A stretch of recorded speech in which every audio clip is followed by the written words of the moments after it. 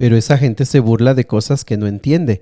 Como animales irracionales, hacen todo lo que les dicta sus instintos y de esta manera provocan su propia destrucción. Estudiemos juntos Judas, capítulo 1. Nuevamente bienvenidos amigos y amigas a Momento de Esperanza. Es tiempo de orar, es tiempo de ponernos en las manos de Dios, pero sobre todo pedir que su Santo Espíritu pueda guiarnos en este día. Nos dé de su bendición, pero sobre todo que nos haga sentir su presencia. ¿Vale?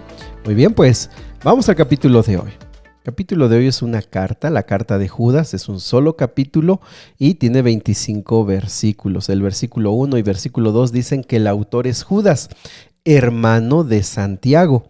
Este Judas se ha identificado como Judas, el que ha sido reconocido como medio hermano de Jesús. ¿Por qué? Porque Santiago también fue medio hermano de Jesús. Santiago fue el que escribió la carta de Santiago y fue el líder de la iglesia en Jerusalén. Los dos medios hermanos de Jesús, fíjate que creyeron en él hasta que Jesús murió. Y también algo interesante es que los dos nunca reclamaron ni derechos, ni títulos, ni nada especial por haber sido medios hermanos de Jesús. No, al contrario, se han llamado como esclavos de Jesucristo. Otro asunto importantísimo de esta pequeña carta es que su contenido es muy parecido, es idéntico. De hecho, lo vas a leer y te vas a dar cuenta que esto ya lo leímos a Segunda de Pedro. Segunda de Pedro y Judas se parecen bastante. Y a lo largo de la historia ha sido discutido cuál se escribió primero y en qué tiempo se escribió. Y bueno, hay argumentos de uno y de otro lado, así que no hay forma de saber cuál se escribió primero. ¿Cuál es el tema?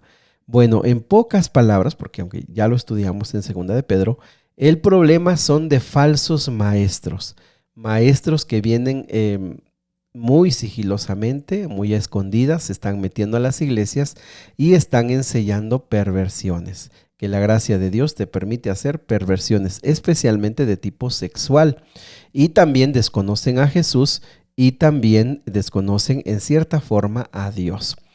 El tema de esta carta es que ellos van a recibir su merecido, van a ser destruidos y que Jesús viene pronto. Básicamente ese es el tema y que, como te digo, ya lo leímos. Solamente entonces voy a resaltar algunos asuntos importantes. En la primera parte, versículo número 3, resaltar lo siguiente, dice: queridos amigos, con gran anhelo tenía pensado escribirles acerca de la salvación que compartimos. Fíjate, el objetivo de esta carta inicialmente era una carta pastoral, donde se iba a hablar de la salvación que se tenían mutuamente. De hecho, algo importante de esta carta es que es una carta universal, es decir, es una carta abierta a cualquiera que la lea. Pero mira la segunda parte del versículo 3. Dice: sin embargo, ahora me doy cuenta de que debo escribirles sobre otro tema para rogarles que defiendan la fe que Dios ha confiado una vez y para siempre a su pueblo santo. ¿Qué sucedió? Bueno, se enteró Judas de los problemas grandes que había de estos falsos maestros y los grandes estragos que comenzaban a hacer y lo que podían llegar a hacer. Por eso dice: cambiemos de tema, les voy a hablar de esto porque esto urge. Mis amigos, nosotros como cristianos a lo largo de la historia y ahora también hemos sido llamados a ser personas humildes, sencillas, personas de buen corazón. Sin embargo, también aquí nos debe de quedar claro, como en Segunda de Pedro, que cuando hay personas que vienen a la iglesia con el objetivo de dividir, de meter herejías, de poner divisiones, de ponernos uno contra el otro o de tener dudas en cuanto a nuestra iglesia, nosotros debemos actuar. Y en este caso dice defiendan la fe. La palabra aquí fe tiene que ver con el conjunto de doctrinas. Dice defiéndanla, defiendan las doctrinas, defiendan lo que saben en el nombre del Señor.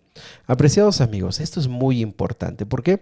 Porque muchas veces en la iglesia hay personas que lo toman a la ligera.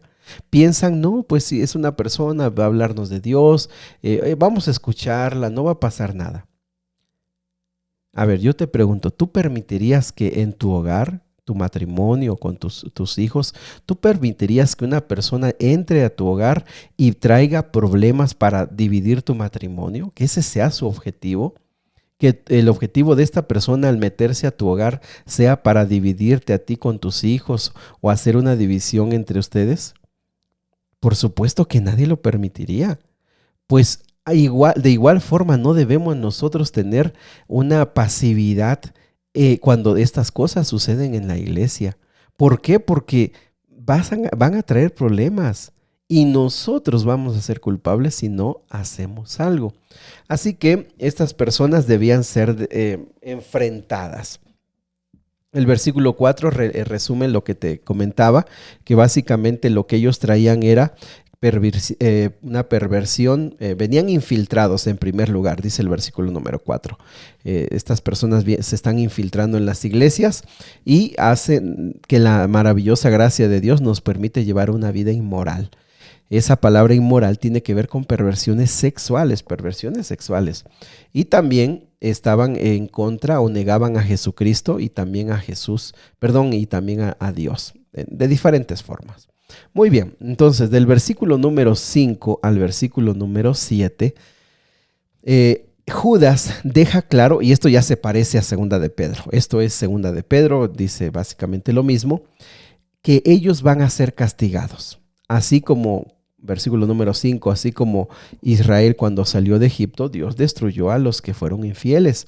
También a los ángeles, si te acuerdas lo leímos en Segunda de Pedro, ángeles que cayeron estando allá en el cielo, pero ellos se rebelaron, también Dios los castigó. También a Sodoma y a Gomorra, que eran ciudades inmorales y perversas sexualmente, fueron castigadas por fuego. Aquí hay algo muy importante porque dice de fuego eterno. Y uno puede decir, bueno, y aquí entender qué significa el fuego eterno, porque muchos han dicho que el fuego eterno es ese fuego que nunca se apaga y que ahí están las almas por los siglos de los siglos, quemándose y consumiéndose y nunca pudiendo alcanzar la muerte. Pero aquí nos deja claro que el fuego eterno no es porque dure para siempre, sino que sus efectos son para siempre, son irreversibles.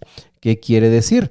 Bueno, Sodoma y Gomorra, como lo dice la Biblia, fueron ciudades que fueron consumidas con el fuego eterno de Dios, pero ese fuego se apagó. ¿Cuándo se apagó? Bueno, cuando consumió todo lo que tenía que consumir, ese fuego se apagó. Entonces no es eterno, porque hasta el día de hoy no vamos y ahí está encendido y se están quemando la gente y la ciudad. No, es eterno porque sus consecuencias son eternas, no pueden ser reversibles, ya fueron juzgadas y ya desaparecieron para siempre, no hay manera de cambiar. Recordemos también de los ángeles del versículo número 6 y 7, que dice que fueron encadenados en prisiones de oscuridad. Fíjate que en esto también lo leíamos en Segunda de Pedro y veíamos cómo algunos tenían estos conceptos que eran como conceptos que se tenían en la gente, en el cristianismo de ese tiempo.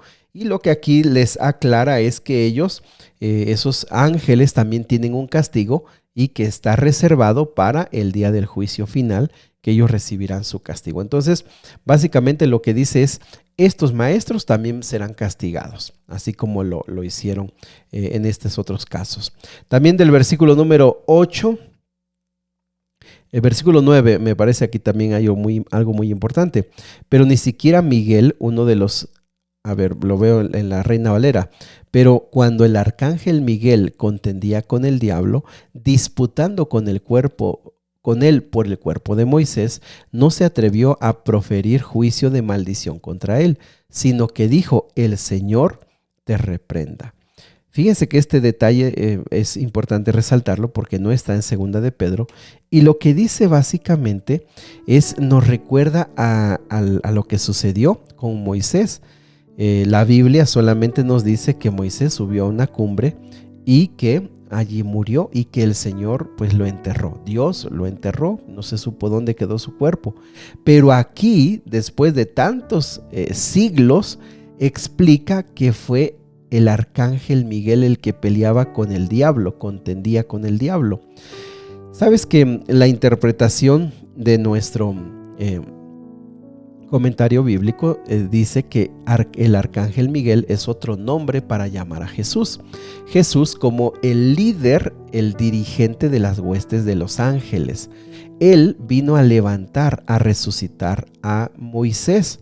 Pero cuando Moisés está siendo resucitado, el diablo viene a pelear el cuerpo de Moisés. ¿Por qué lo viene a pelear? Porque dice, ¿sabes qué? Moisés no merece resucitar ni ir al cielo, porque él falló, porque él es un pecador, porque él cometió errores. Sin embargo, Jesús, ojo con esto, porque aquí hay un punto muy importante. Jesús no se atreve a condenar, no se atreve a decir un juicio aquí donde dice juicio de maldición. Esa frase tiene que ver con un juicio con palabras de maldecir a Satanás. No. ¿Por qué? Porque Jesús no se va a rebajar a usar las mismas armas de Satanás. El Señor se mantiene en su santidad. Jesús se mantiene dentro de su círculo de santidad y de perfección, de tal manera que Él no dice nada y solamente le responde: el Señor te reprenda. Y de esta manera nosotros aprendemos a que no podemos, no debemos vencer el mal con las armas del mal. O sea, nosotros no podemos vencer el chisme con chismes, no podemos vencer la mentira con mentira.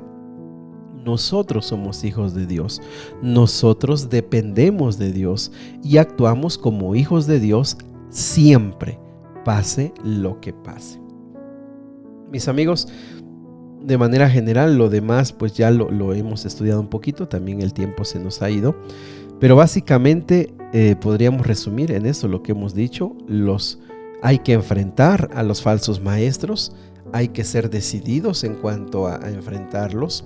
Estas personas, el Señor las rechaza categóricamente, como lo hizo con esos grandes malvados del pasado. Y por último, nosotros no podemos vencer el mal con mal, solo podemos vencer el mal con bien, con la presencia del Espíritu Santo en nuestras vidas. Querido Señor y Padre, son temas y son frases y son palabras muy complicadas, con mucha historia y con mucho tiempo para poder entenderlas. Sin embargo, esta mañana hemos comprendido lo más básico, pero con eso nos queda claro. Nosotros queremos reflejarte a ti, Señor, y vivir como tú quieres que vivamos. Líbranos del mal, Señor, y ayúdanos a permanecer de tu lado este día. En el nombre de Jesús. Amén. Que Dios te bendiga. Sigue abriendo tu corazón al Señor. El Señor quiere escucharte.